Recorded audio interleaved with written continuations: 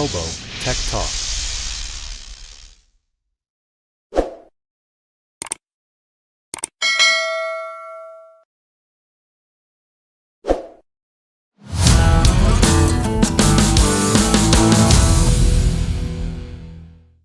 Hello, welcome to a new episode of Malbo Tech Talk. I'm Para.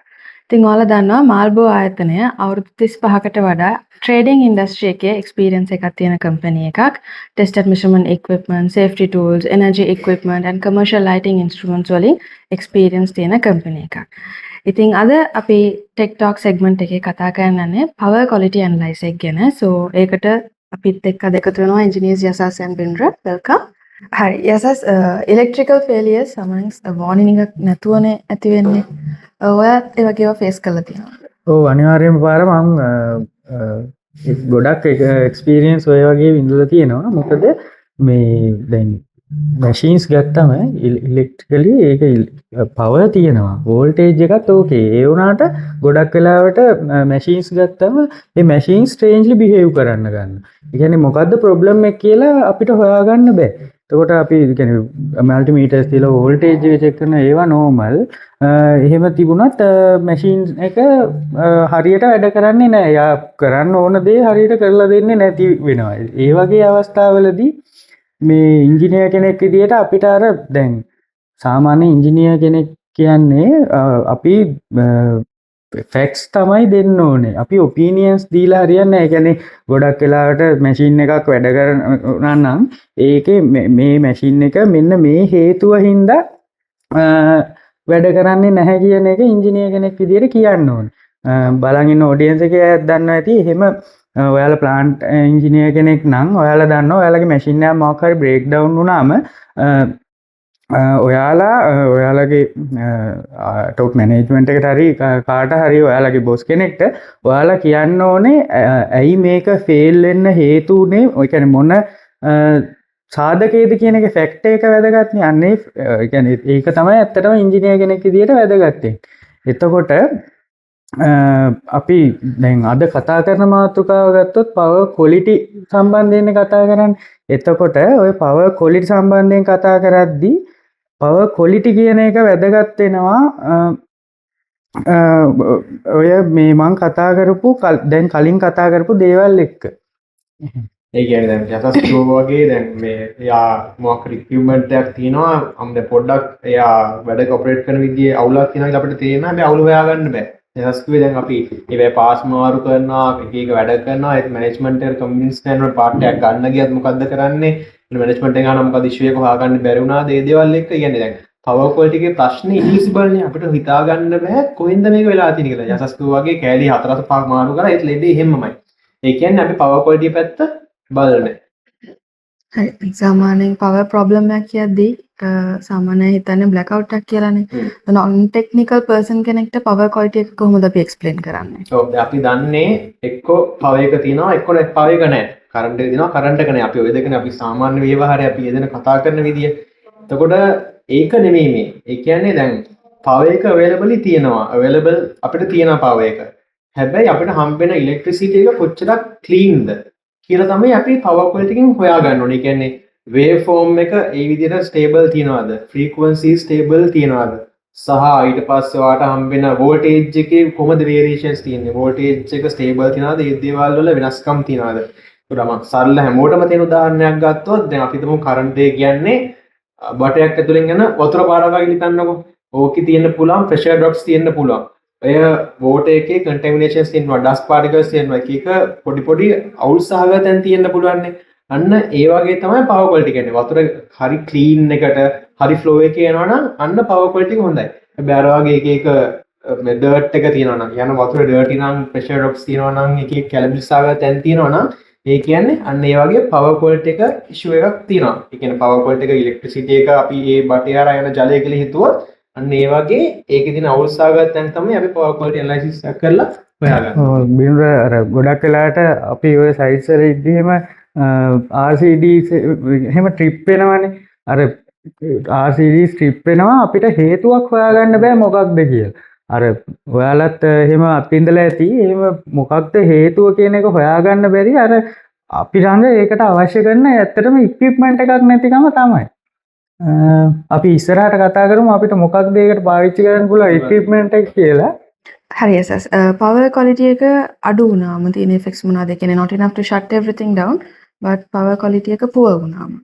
ඔව් power quality එක අඩු වුණාම power එකේ දැන් quality එක අඩුයිනේ. එතකොට මෝටර්ස් එහෙම රන් වෙද්දී මෝටර්ස් ගොඩක් හීට් වෙලා රන් වෙන්නේ. ඒ වගේම මෝටර් එකට කනෙක්ට් කරලා තියෙන කේබල් එක තියෙන්නේ. ඒ කේබල්ස් උත් මෝටර් එක දුවන්නේ රේටඩ් වෝල්ටේජ් එකෙන් තමයි. ඒ වුණාට කේබල්ස් එහෙම ඕවර්හීට් වෙනවා. ඕවර්ලෝඩ් නොවිත් ඕවර්හීට් වෙන්න ගන්නවා. එතකොට දැන් ගොඩක් වෙලාවට පාවිච්චි කරන්නේ වේරියබල් ෆ්‍රීකවන්සි ඩ්‍රයිව්ස් තමයි මෝටර්ස් දුවන්නේ. එතකොට වේරියබල් ෆ්‍රීකවන්සි ඩ්‍රයිව්ස් ගොඩක් වෙලාවට ඉලෙක්ට්‍රොනික පැත්තට බර කම්පෝනන්ට් එකක්. ඒ හරි කොලිටි එකට පවර් එක තිබ්බේ නැති වුණාම VFD ස්ට්‍රිප් වෙන්න ගන්නවා. ඒක අර හැමතිස්සෙම ට්‍රිප් වෙන්න ගත්තම ඒකත් කරදරයක් විදියට මේ වෙනවා. ඒ කියන්නේ මොකක්ද හේතුව කියලා හිතා ගන්න බෑ. මේ ඒ කියන්නේ ඇත්තටම මැෂින් එකේවත් මොකේවත් ප්‍රශ්නයක් නැහැ. ඒ වුණාට අපි VFD වල කම්පෝනන්ට්ස් මාරු කරන්න ඒ වගේ ගොඩාක් ප්‍රශ්න වලට මුහුණ දෙන්න වෙනවා. ඒක අපිට මේ ඇත්තටම ඒක හේතුව අපි පස්සේ මේවා කරලා බලද්දී ඒක හේතුව වෙන්නේ පවර් එකේ ක්වොලිටි එක අඩු වීම. ඒ කියන්නේ මේ ගොඩක් ඔය පවර් ක්වොලිටි ඉෂුස් ඕවා තියෙන්නේ ඉලෙක්ට්‍රිකල් සිස්ටම් එක මේ සේෆ්ටි ත්‍රෙෂෝල්ඩ් එකට යටින්. එතකොට ඒ කියන්නේ ඒ සේෆ්ටි ත්‍රෙෂෝල්ඩ් එක පැන්නුවොත් තමයි ට්‍රිප් වෙන දෙයක් හරි ෂට් ඩවුන් වෙන දෙයක් හරි මොකක් හරි වෙන්නේ ඒ ත්‍රෙෂෝල්ඩ් එක පැන්නම. හැබැයි පවර් ක්වොලිටි එකේ තියෙන පොඩි වෙනස්කම් ඔය ඔක්කොම තියෙන්නේ ඒ ත්‍රෙෂෝල්ඩ් එකට යටින්. ඒ හන්දා එකපාර මුකුත් වෙනසක් වෙන්නේ නැහැ. කාලාන්තරය තිස්සේ ඔක වෙලා තමයි ඔය රත් වෙලා හරි ඕක යසස්තු වගේ දේවල් රත් වුණාට පස්සේ මොකක් හරි කම්පෝනන්ට්ස් උණු වෙන්න පුළුවන්. ඊට පස්සේ ඉක්විප්මන්ට් එක වැඩ කරන්නේ නැති වෙන්න පුළුවන්. ඒ වගේ ඉක්විප්මන්ට් එක කාලෙත් එක්ක ඩිග්‍රේඩ් වෙනවා. ඒතකොට මේ දේවල් හන්දා ගොඩක් අපි සැලකිලිමත් වෙන්න. ඔව් ඒ කියන්නේ බින්දු කිව්වා වගේ දැන් මැෂින්ස් එහෙම ඒ කියන්නේ ඔය ඉලෙක්ට්‍රිසිටි එක මැෂින්ස් පවර් කරන්නේ කියන්නේ මැෂින්ස් පවර් අප් වෙන්නේ ඉලෙක්ට්‍රිසිටි එකෙන්නේ. ඒකට ඉලෙක්ට්‍රිසිටි එක එකේ ක්වොලිටි එක පුවර් වුණාම මේ මැෂින්ස් එහෙම ඒ කියන්නේ මේ මැෂින්ස් වලට පොඩි මයික්‍රෝ සෙකන්ඩ් නැනෝ සෙකන්ඩ් ගානකදී වෙන පොඩි වෙනස්කම් පවා දැනෙනවා. ඒක අර ෆිසිකලි අපිට ෆීල් වෙන්නේ නැහැ. ඒ වුණාට මැෂින් එකට දැනෙනවා. අර ඒ වගේ ඒක ඒ කියන්නේ එතකොට අපි හැම තිස්සෙම ඒ අඩු ක්වොලිටි එකකින් තියෙන පවර් එකක් ඒ මැෂින් එකට දීර්ඝ කාලීනව ලොන්గ్ ටර්ම් දීගෙන හිටියම මේ මැෂින් එක ග්‍රැජුවලි ෆේල් වෙනවා. දැන් අපි power quality කියන්නේ මොකක්ද කියලා idea එකක් ගත්තා. So that brings us to the instrument, the power quality analyzer එක. So මේක ගැන අපිට introduction එකක් plus මේකේ features ගැන අපිට idea එකක් දෙන්න පුළුවන්ද? ඔව්. මේක Kairitsu 6315 power quality analyzer එක. මේක made in Japan origin country manufacturer දෙකම Japan. ඒ කියන්නේ එතකොට මේකේ ෆීචර්ස් ගත්තම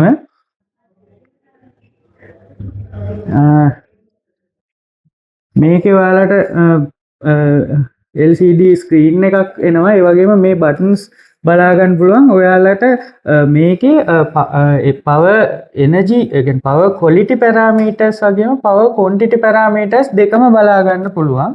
එතකොට power quantity parameters කියන්නේ ඔය energy apparent power, reactive power, active power. එතකොට watt hours කීයක් මේ වෙලා තියෙනවද ඒ වගේ දේවල්. එතකොට power quantity parameters කියන්නේ power factor harmonics, dips and swells, flickers ඒ වගේ දේවල් ඔයාලට බලා ගන්න පුළුවන්. මේකේ මෙන්න මේ quality කියලා බටන් එකක් තියෙනවා. ඒ බටන් එක ක්ලික් කරලා ඩිටෙක්ෂන් වලට ගියාම ස්වෙල්ස් මොනවාද වෙලා තියෙන්නේ, ඩිප් මොනවාද වෙලා තියෙන්නේ, ඉන්ටරප්ෂන් මොනවාද වෙලා තියෙන්නේ, ට්‍රාන්සියන්ට්, එතකොට ඉන්රෂ් කරන්ට් කොහොමද ඉවෙන්ට්ස් වෙලා තියෙන්නේ, ඒ වගේම මුළු සේරම ඉවෙන්ට්ස් ටිකක් පෙන්වනවා. ඒ වගේම මේකේ තව ෆීචර් එකක් විදියට තියෙනවා. මේකේ ෆේස් රොටේෂන් එක ඔයාලට බලා ගන්න පුළුවන් වෙක්ටර් ඩයග්‍රෑම් එකකින්. ෆේස් එක කොයි මොන ඩිග්‍රී ඒ කියන්නේ සාමාන්‍ය 120ට තියෙන්න ඕනේ. ඒ ඇන්ගල් එක යටතේ තියෙනවද, ඒක හරි පැත්තටද තියෙන්නේ, ඒ දේවල් ටික බලා ගන්න පුළුවන්. ඒ වගේම මේකේ මේක දැන් සෙටප් මෝඩ් එකට ගියාම මේක සෙටප් එකේ වයරින් වර්ග තියෙන. එතකොට ඔයාලට මේ ඔයාලා දැන් ඔය යූස් කරන මේකේ ලොගින් එක යූස් කරන මොකක්ද ටයිප් එක يعني වයරින් ටයිප් තියෙනවා. සාමාන්‍යයෙන් phase 3 phase 3 wire 3 phase 4 wire ඒ වගේ මේවා තියෙනවා. එතකොට ඒවා යූස් කරන්න ඒ මොන වයර් ටයිප් එක ඔයා දාගන්න ඕනේ. ඊට පස්සේ ඔයා පාවිච්චි කරන මේක සාමාන්‍යයෙන් මේක පවර් වෝල්ටේජ් ඇනලයිසර් එකේ වෝල්ටේජ් ප්‍රෝබ්ස් විතරයි එන්නේ. මේකට ඔයාලට අවශ්‍ය කරන විදියට ඔයාලට තෝරගන්න පුළුවන් කරන්ට් ලෑම්ප්ස් නේද? එතකොට කරන්ට් ලෑම්ප්ස් අවශ්‍ය කරන විදියට තෝරගෙන ඒ කියන්නේ ඔයාලගේ රික්වයර්මන්ට් එක අනුව අවශ්‍ය කරන කරන්ට් ලෑම්ප් එක තෝරගන්න පුළුවන්. ඒක අර කොස්ට් ඉෆෙක්ටිව් ඔප්ෂන් එකක් විදියට දීලා තියෙන්නේ.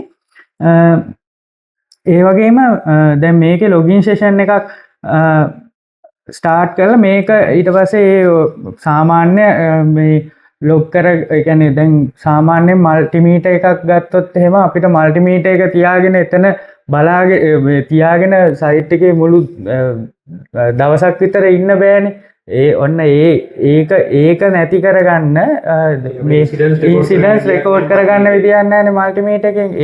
ඒක රිඩියුස් කරගන්න තමයි පවර් ක්වොලිටි ඇනලයිසර් එක යූස් කරන්නේ. මේකේ තව ඔයාලට ස්පෙෂල් දෙයක් විදියට කියන්න පුළුවන්. මේකේ මෙන්න මෙහෙම ට්‍රෙන්ඩ් කැප්චර් කරගන්න පුළුවන්. ඒ කියන්නේ මේකේ මෙහෙම ග්‍රාෆ්ස් එහෙම ඔයාලට රියල් ටයිම් ග්‍රාෆ්ස් බලා ගන්න පුළුවන්. සාමාන්‍යයෙන් අපි නම්බර්ස් ගත්තම අපිට නම්බර්ස් වල ඒ කියන්නේ අයිඩෙන්ටිෆයි කරගන්න අමාරුනේ මොකක්ද. කියන්නේ ඔයාලා දන්නවා ඔයාලා සාමාන්‍යයෙන් يعني පැටර්න් එකක් වගේ දැක්කම මේ පැටර්න් එකේ වෙනසක් තියෙනවා නම් ඔයාලට අයිඩෙන්ටිෆයි කරගන්න පුළුවන් ඊසිලි නේද? එතකොට දැන් අපි නම්බර්ස් විදියට මේකේ මුළු Excel sheet එකක නිකන් නම්බර්ස් වගේ තිබුණොත් එහෙම ඒක මේවා කරගන්න අපි ගන්න අමාරුයි. අපි කොහොමත් Excel sheet එකක එහෙම නම්බර්ස් තිබුණත් අපි කරන්නේ ඒක graph එකක් විදියට ඇඳගෙන මොකක්ද වෙලා. අර ඒක එහෙම කරගන්න ඕනේ නැහැ. මේක රියල් ටයිම් මෙතනින්ම බලාගන්න පුළුවන් කම තියෙනවා. ඒක මේ හොඳ ෆීචර් එකක් මේකේ තියෙන. ඒ වගේ දේවල් තමයි මේකේ තියෙන ස්පෙෂල් ෆීචර්ස් වෙන්නේ. අපිට harmonics ගැන යසස් කිව්වා. So it sounds like an advanced topic. Non engineers ලාත් ඒව ගැන concern වෙන්න ඕනේ අයිබෙන්. ඒ කියන්නේ harmonics කියන්නේ modern electrical equipment ගොඩක් advanced. ඒතර ඒකත් එක්ක additional noise එකක් generate කරන ඔය electrical equipment වැඩ කරනකොට. එතකොට අන්න ඒ වෙන ඒකත් එක්ක මේ electrical පද්ධතියට බලපෑම තමයි harmonics කියලා කියන්නේ. ඒතර ඒකෙන් වෙන impact එක තමයි යසස් කලින් කිව්වා වගේ increase of heating. ඒ දේවල් ඉක්මනට heat වෙන්න පටන් ගන්නවා. ඒකේ heat එක වැඩි වෙනවා. ඊට පස්සේ අනිත් එක තමයි transformers වලට එන stress එක වැඩි වෙනවා. ඊට පස්සේ තව වෙන දෙයක් තමයි යසස් අපිට harmonics ගැන කිව්වා. So it sounds like an advanced topic then. So non engineers ලා harmonics ගැන concern වෙන්න ඕනේ. harmonics කියන්නේ දැන් අපි day to day use කරන modern electrical equipment වලින් generate කරන noise එක. එතකොට ඒ noise එකකින්ද electrical system එකට එක එක side effects ඇති වෙනවා. එතකොට ඒ side effects ඇති වුණාම වෙන්නේ ඒ එක එක electrical equipment කලින්ට වඩා overheat වෙන්න පටන් ගන්නවා. ඒතර overheating ප්‍රශ්න එනවා. ඒ transformers වලට එක එක stresses එනවා. ඊට පස්සේ neutral එක overload වෙනවා. efficiency එක reduce වෙනවා. ඒ වගේ දේවල් ටිකක් එනවා ඔය harmonics වල effect එකකින් ඉඳලා. එතකොට අපේ මේ power quality analysis එකට පුළුවන් ඒ phase එකේ තියෙන යසස් මේ තියෙන harmonics වෙන වෙනම analyze කරලා අපිට කියන්න. ඒතර ඒ හින්දා යසස් අපිට electricity cost එකත් වැඩි වෙනවා නේද? ඔව්. ඒ කියන්නේ සාමාන්‍යයෙන් harmonics හින්දා ගොඩක් වෙලාවට පාර electrical cost එක වැඩි වෙනවා. ඒක වෙන්නේ මෙහෙමයි. දැන් electrical cost එක CEB එකෙන් අපිට charge කරන්නේ apparent power එකට. සාමාන්‍යයෙන් apparent power එක කියන්නේ real power වර්ගය plus reactive power වර්ගයේ වර්ගමූලය තමයි apparent power එක විදිහට ගන්නෙ. මම ඔය technical විදිහට කිව්වොත් equation එක වෙන්නේ ඔහොම. එතකොට basically ගත්තම ඔය ඒ කියන්නේ මම නිකන් උදාහරණයකින් ඔයාලට මේක පැහැදිලි කරන්නම්. සාමාන්‍යයෙන් ඔයාලා බියර් එකක් ගත්තම බියර් එකේ බියර් වලට අමතරව පෙන තියෙනවානේ. දැන් බියර් එකක් පෝ කරාම ඔව් දැන් මම ඒක පෙන තියෙනවා. එතකොට ඔය රියල් පවර් එක විදියට අපි ගන්නේ බියර් ටික නම් රියැක්ටිව් පවර් එක වෙන්නේ ඔය පෙන ටික. මොකද පෙන ටික බොන්න බෑනේ. එතකොට CB එකෙන් අපිට charge කරන්නේ ඔය ඒ කියන්නේ දැන් බියර් quantity එකටයි පෙන quantity එකටයි දෙකම එකතු කරලා වගේ අර apparent power එක කියන්නේ ඒකට. එතකොට එහෙම ගත්තම අපි ගොඩක් වෙලාවට ඔය reactive power එක කියන එක අඩු කරගන්න ඕනේ. ඒක අඩු කරගන්න අපිට ඒ කියන්නේ ඒක කොච්චර reactive power එකක් තියෙනවද කියලා බලා ගන්න device එකක් නැහැනේ. ඒක අපිට මේකෙන් කරගන්න පුළුවන්. එතකොට සාමාන්‍යයෙන් ගොඩක් වෙලාවට ලොකු සයිට්ස් වල මේ ප්ලාන්ට්ස් වල එහෙම කැපැසිටර් බැංක්ස් එහෙම ඉන්ස්ටෝල් කරලා තියෙනවා. කැපැසිටර් බැංක් පැනල් එකම ඉන්කමින් පැනල් එක එකම ඉන්ස්ටෝල් කරනවා ගොඩක් වෙලා. ඒ ඉන්ස්ටෝල් කරන්න එයාලා බේස් කරගන්නේ සාමාන්‍යයෙන් එයාලගේ මාස 6ක විතර එනර්ජි කොස්ට් එක.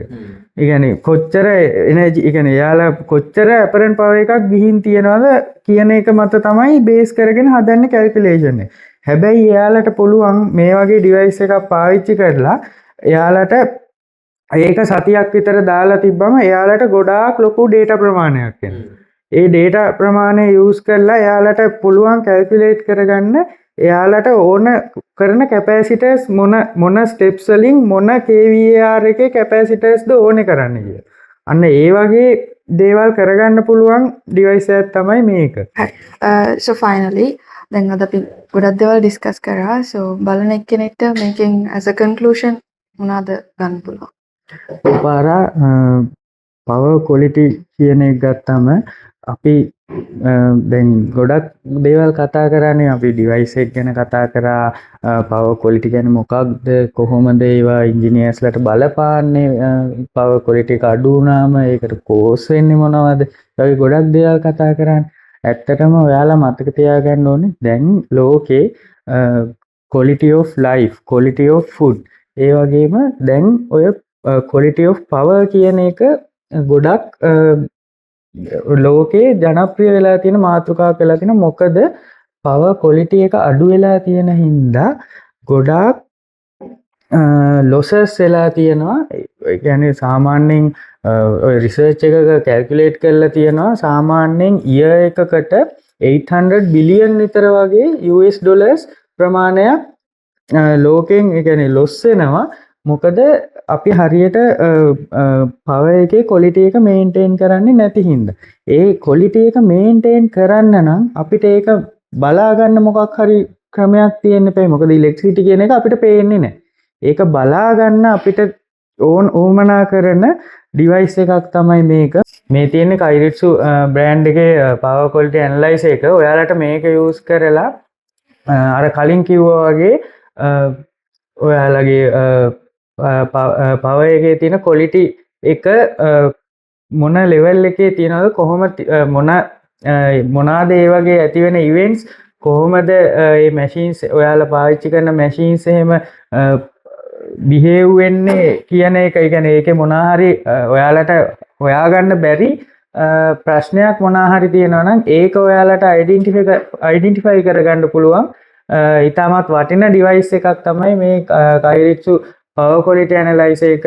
ඒකින්ද ඔයාලා මතක තියාගන්න ඕන දේ තමයි ඔයාලට ගොඩක් වෙලාවට ඉංජිනේර් කෙනෙක් නම් ඔයා බලන් ඉන්න ඔයා දන්නවා ඔයාට ඒ කියන්නේ ඔයාගේ ඉහළ කළමනාකාරීත්වයට ඔයාලා පෙන්වන්න ඕනේ මේ මොකක්ද කියන්නේ ඔයාලා කරුණු පෙන්වන්න ඕනේ ඔයා ෆැක්ට්ස් පෙන්වන්න ඕනේ ඔයා ඔපිනියන් එකක් පෙන්නලා හරියන්නේ නැහැ මේ මැෂින් එක මොකක් හරි ෆේල් එකක් වෙලා තියෙනවා නම් ඒක වෙලා තියෙන්නේ මෙන්න මේක අපි මාරු කරලා බලමු මේක මාරු කරලා බලමු එහෙම වුණාම ඔයාලට ස්ට්‍රෙස් එක වැඩි වෙනවා මෙන්ටලි කියන්නේ ඔයාලට ස්ට්‍රෙස් වැඩි වෙනවා ඒ වගේම කියන්නේ හරියට ඒක ඉෂුව එක සෝල්ව් කරගන්න බැරි වෙනවා ඒකට ඔයාලට යූස් කරන්න පුළුවන් Kairitsu power quality analyzer එක use කරලා ඔයාලගේ ඒ මැෂින් එකේ තියෙන ප්‍රශ්නේ අඳුර ගන්න පුළුවන්. අඳුරගෙන ඒකට විසඳුමක් ඉක්මනින්ම හොයාගන්න පුළුවන්. පවර් ක්වොලිටි ප්‍රොබ්ලම්ස් කියන්නේ ඒව ගොඩක් ඉන්විසිබල් රේන්ජ් එකේ තියෙන හොයාගන්න ගොඩක් අමාරුයි. එතකොට ඔයාට කාලයක් තිස්සේ ඔයා කරපු මෙෂර්මන්ට් එකක් නැත්නම් ඔයා ගොඩනගාගත්ත ස්ටැට්ස් හරි මොනවා හරි දේවල් නැත්නම් ඔයාට බෑ එතනින් එහාට ප්‍රොබ්ලම් වලට සොලියුෂන් එකක් අනිවාර්යෙන්ම ඔව්. ඒතකොට එහෙනම් ප්ලාන්ට් එක වැඩ කරන කෙනෙක් වේවා කවුරු හරි ඉන්ජිනියර් කෙනෙක් වේවා ඔයගලන්ට දවස් අවසානයේ මේ ප්‍රොබ්ලම් එක ආවට පස්සේ ඒක විසඳ ගන්න සහ එතනින් එහාට ඒ මැෂින් එකේ යහපැවැත්ම පවත්වා ගන්න සහ මානසික සුවයෙන් ඒකත් එක්ක ඉස්සරහට වැඩ කරගෙන යන්න මේ පවර් ක්වොලිටි එක නිවැරදි තත්ත්වයේ තියාගන්න එක ගොඩක් වැදගත් වෙනවා නේද යසස්? අනිවාර්යෙන්ම. හරි. thank you Yasas and බෙන්ඩ්‍ර. ඉතින් අද අපි කතා කරේ power quality analyzer එක ගැන. ඔයාලට මේ වගේ තව instruments ගැන videos බලන්න ඕන නම් අපේ previous videos ගිහලා check කරන්න. If you are new to this channel, please like and subscribe Marlboro Tech Talk and don't miss out our new videos. So turn your notifications on. So thank you for watching. Let's meet in our next video.